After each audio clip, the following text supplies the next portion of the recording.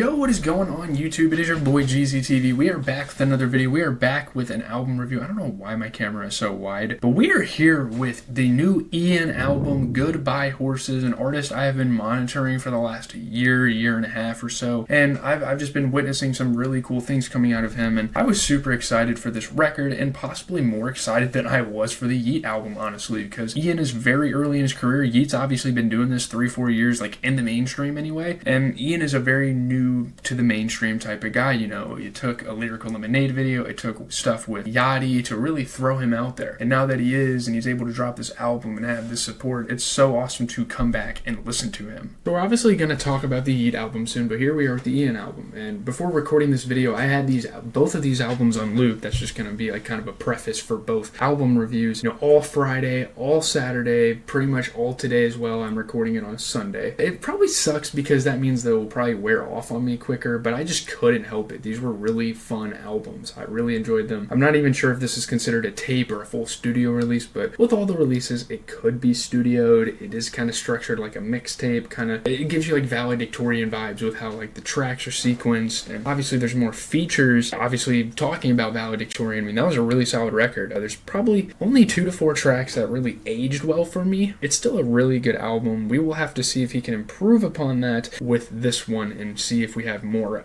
tracks on our playlist. It's obviously important to keep in mind that this guy is, I think, 19, which is wild. A lot of cool marketing behind this album. You know, Kai Cenat previewed some songs. He was with Faze Clan sometimes. You know, a bunch of Instagram posts that included snippets, you know, fun announcements. He knows how to market an album, and he's really fun with it. So that's something you can really grow to appreciate about this guy, and something he's probably going to carry for his whole career. The album cover is definitely a choice as well. So let's talk about the album. So first off, getting into Showboat. This is a track that at first I wasn't a huge fan of, but now I'm really starting to dig it. My dad even likes the song. I will literally show a text message he sent me of saying Showboat was a badass song. You know when your dad likes a song that it's fucking something else. The whole Yacht Private I Don't Showboat bar was so sick, and obviously throughout the entire album he has some fun bars on here. This is a really enjoyable project. Very much mixtape Travis sounding. It's a really cool track, and it's kind of a perfect way to open up an album. It's like DBR or like Al Faro type of stuff, and good melodies too, just kind of sprinkled in through here. Really enjoyable song. Getting into Till I Die, which is track 2, this was a snippet, and I was really excited for it to appear on the album. So happy that it is finally here and we can actually listen to it. Love the trumpets. There's a really cool flow here. The ad-lib usage on this song was great. Such a spacious beat. There's a lot of mixtures in here. You get kind of like a Ken Carson sound with like a hype trap sound from the 2010s, and that hype trap sound from the 2010s is the same type of vibe you get for a lot of the tracks on here, and I'm really appreciative of that because that is one of my favorite eras of music. You know, Speaker Knockers, Chief Keef, OT Genesis, all sorts of like amazing hip-hop artists for that time. Getting into 3.5, track 3. This is possibly my favorite track on the record. Just again, the spaciousness. There's so much space on some of these beats.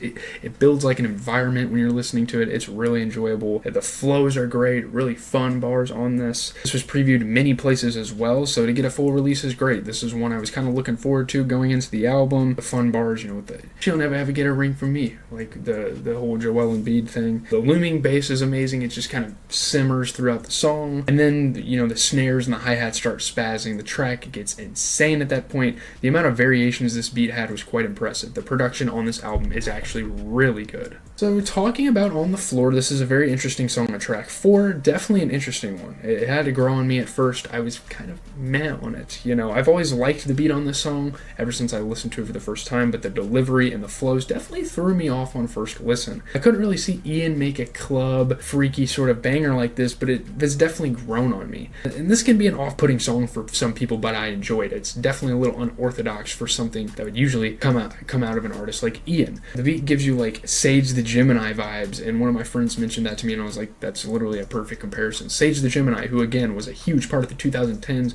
made a bunch of club bangers, you know, those nasty, freaky type of songs. Beat drops, it's so crazy. The beat drops on this album are really good. The bass is vibrating. Anything I play it out of, it's fucking insane. The verses are cool. Some random interview got sampled, I don't know. Really fun track. Getting into My Call at track 5 or 6. I'm just gonna pop it up on the video. This is somewhat a new direction for Ian, one of his most melodic songs to date, and I understand that some of his earlier music has that more melodic sound to it, and he kind of just switched over to the trappy stuff to probably gain a bigger audience, I'm assuming. But, you know, his vocal inflections remind me of something I've heard like Lil Dicky do. That's not even a bad thing either. Like, I'm not even saying that as a gripe against this. You know, you also see some like Tu Hollis inspiration as well with these distorted vocal screeches. We'll talk about Tu Hollis a little further down the line, but there are definitely a couple tracks on here that, you know, the vocals definitely have that Tu Hollis vibe to it. You know, again, another very spacious, futuristic beat. Love the production on my call. The melody is pretty good as well. I guess the drums sound very 2093-esque, but people have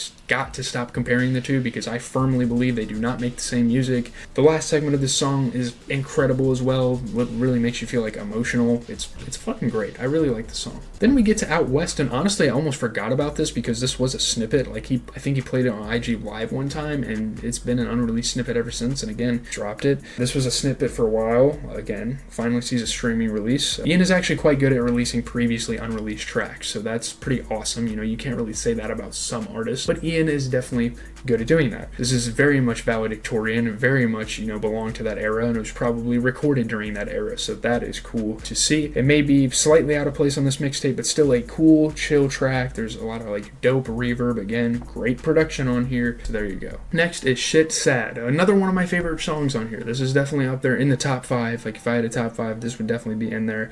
I loved this track, you know, bringing Chief Keef on here and giving him like a perfect beat for a Chief Keef collab. That was awesome. You know, working really well with him. I loved it. I loved the two's chemistry on this track. They worked really well together. Dope melodies, like a Hate Being Sober type song. Of course, that is a Chief Keef song, so it's perfect. It's got that vibe to it. They even have a music video for this song already, which I thought was interesting. Apparently, the song was previewed before it came out, and I'm honestly glad I didn't hear any leaks. I obviously saw like pictures of Ian and Chief Keef being in the studio together, but I never really listened to what came out of that, and I'm glad I didn't because it was an awesome first listen. Great one. I mean, one of the early highlights of Ian's career right here. This is a huge track for him to get, a huge feature to have. Chief Keef spazzed. Great verse from him. Next up, we have End Up Gone. This was a single, and when it first came out, me and my friend were absolutely geeked. And at the time, it was probably one of my favorite tracks I've heard all year from anyone. This song is awesome. I really like End Up Gone. It's emotional, it's triumphant, it's hype. The beat is great, the flows are great. I love this song so much. Like, you guys don't even know. I used to play this over and over and over again leading up into the album. Very Chief Keef inspired, so a rightful track placement on the album. Obviously, again, Speaker Knocker's flavor. We're going to bring up a couple of those artists because, you know, he really did draw inspiration from people like that. You just want to dance to a song like this. It's a very enjoyable, hype, get you in a mood song. This song features some of his strongest sentiments on the entire record. You know, he's actually talking about a lot of real shit, you know, loyalty, his struggles with life, just navigating. It's a beautiful song. It's got a lot behind it, so it's an awesome one. Getting into Older, this is a rather interesting one. I'm not sure who Rain is, and Ian has a couple of features on this album that I'm not super familiar with. I can't even explain the sound of this one, and it's kind of crazy to go from End Up Gone to this song. Kind of abrupt, but I will kind of let it slide here. Not a bad song, not something that's a go-to, but I can listen to it when going back through the album, you know, just kind of listening to it in the flow of the album. I really don't mind that at all. His production is just of such high quality, no matter what happens. And we're going to talk about Soprano, but a guy like Jasper Harris, who's a pretty big part of this album in terms of production, and that's a guy that's going to kind of go under the radar and someone that deserves more credit for his work on this album. Sick flows from Ian in like segments of the song. It would be interesting to learn the deeper meaning of the song. I feel like there is one. I don't know, he's trying to say something, who knows. Getting into Loco, this song isn't bad, it's just not that special, and I probably won't come back to it on re-listens. I feel like songs like this and Older are probably bottom 2 on the album, if I'm being honest. The vocals at the end sound kind of Yachty-esque. The beat is cool, I will say that. I mean, again, the production smacks on every last record on this project, but this is not a really good song to me. We don't really need to talk about Hate Me. It's not even like eligible to be on the album. That was a single, everyone heard it many times. Yeah. The second to last song is Off That Shit. This song is great. The beat is absolutely insane. Probably the best beat on here and possibly a top 3 song on the album. I thoroughly enjoy this one. Now, first when I was going through the flow of the album, I was so focused on some of the earlier tracks. Some of the later tracks became became unforgettable, or they became forgettable and kind of hidden gems on this album. And you know, as I was kind of going back through this and I listened to Off That Shit, this is fucking great. I really, really enjoyed this one. Nice melodies woven in, and the flows are insane. Really love this song. This one is definitely a go-to for me. Here we are, Goodbye Horses, to close out the album, and you get Isis on here, who is another artist that I'm not familiar with. It was interesting to hear what they were going to do on this track. He's mentioning Texas. That's interesting. Is there sentimental value in there? I don't know. Golf wing reference was kind of cool. The beat is dope on the drop. You know, you kind of are curious to see what Isis sounds like. You know, the fact, and also just the simple fact that Sxprano produced this beat is really saying something. It really shows like his versatility. Again, kind of in the general review, we'll get more into that. Isis had insane vocals on here. I loved it. It's got like that little Yachty experimental sound to it, sort of, which makes sense since they work together. It was a pretty interesting way of closing the album. I definitely didn't mind it. Speaking from a general review, I actually really like his beat selection and flows on this album. I'm a huge fan of it. It's almost like a time capsule taking you back into kind of like the 2010 to 2016 era of hip-hop, kind of like the pre-SoundCloud era of rap. You know, the synthy hype beats. It's so fucking sick. It's kind of funny, when I was in the car listening to this album with a good friend of mine, I knew the words to some of the songs already. To see his face, that was amazing. Obviously, there were a couple of snippets going into this that I was familiar with, so there you have it. Shout out to Sxprano, man. I'm just gonna say that right now. A guy that's really going to gain traction with his production on songs like Till I Die. We're talking about more songs on here. I think he did Goodbye Horses, maybe Off That Shit. Well, let me see. I think Hate Me might have been produced by him. I can't really think. I'll maybe post a list of some of the songs he produced on here. But it was great. I mean, and even his past work on Valedictorian was great. You know, some of the beats he produced there. I believe him being on Max's stream, shout out Max, doing great things for underground rap. I mention him again and again when I talk about some of these rappers. Will really open up opportunities for him as a producer. Very talented individual.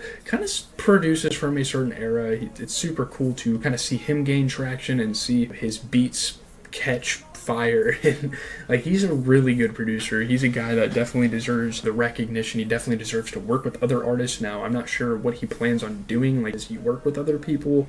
I have no idea. Really admire all the scratches, the reverses, the weird noises interwoven into his beats. It makes for a really fun experience. He really adds an element to the song that not a lot of producers add to songs with other rappers. It's dope. Like, he really distinguishes himself from other producers, and that is something I'm a huge fan of. One thing I almost forgot to mention as well, let's kind of get into this. This is like a huge elephant in the room that everyone is talking about. The Two Hollis produced track not being on here, sort of a low blow. Like, the album doesn't necessarily need that track, but that would have been awesome if that track was on here. That was incredible. Definitely one of the more experimental tracks we've heard out of Ian. It would have been sick. He actually does a really good job, you know, as well. Let's just mention this, of mixing his old sound with his new sound, you know, Valedictorian, mixing up that with like kind of his earlier work, which was more kind of introspective and melodic. The last few tracks are kind of forgettable, but they're not bad songs. And this album is pretty good, and I only see Ian going up from here. I'm actually very, very curious to see what he does. You know, we're yet to kind of get a debut album out of him. Let me know what you guys thought of the album. I am out. I don't really have much to say. Again, the Yeet album review will probably come later this week, because I have to kind of talk about football,